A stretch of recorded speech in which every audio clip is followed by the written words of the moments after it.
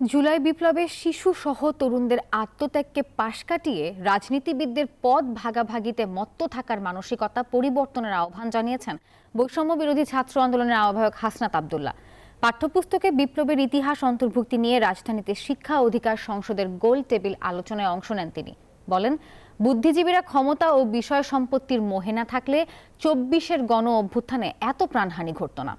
এদিকে প্রতিটি জেলায় স্টেডিয়াম জুলাই অভ্যুত্থানের শহীদদের নামে নামকরণ করা হবে বলে জানিয়েছেন ক্রীড়া উপদেষ্টা আসিফ মাহমুদ সজীব ভুঁইয়া।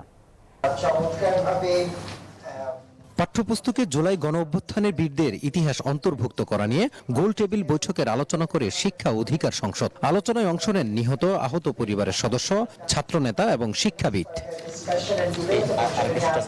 বৈষম্য বিরোধী ছাত্র আন্দোলনের আহ্বায়ক হাসনাত আব্দুল্লাহ অভিযোগ করেছেন, পাঠ্যপুস্তকে মুজিব কালচারকে প্রতিষ্ঠিত করতে আওয়ামী লীগ কোটি কোটি টন কাগজ নষ্ট করেছে।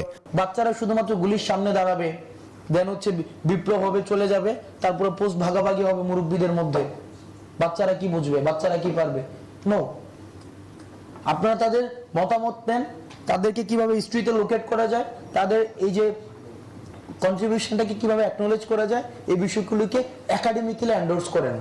বুদ্ধিজীবীরা পূর্বাচলের ফ্ল্যাটের মায়া ত্যাগ করলে ২৪-এর গণ অভ্যুত্থানে এত মানুষের প্রাণহানি ঘটত না বলে মন্তব্য করেন তিনি। সন্তানটা নিয়ে আমি রাস্তায় চলে আসছি। এদিকে প্রতিটি জেলা স্টেডিয়ামে নাম জুলাই অভ্যুত্থানের শহীদদের নামে করা হবে বলে জানিয়েছেন ক্রীড়া উপদেষ্টা আসিফ মাহমুদ সজীব ভুঁইয়া। রাজধানীর সংসদ ভবন এলাকায় শহীদ ফারহান ফাইয়াজ খেলার মাঠ এর উদ্বোধন শেষে একথা বলেন তিনি।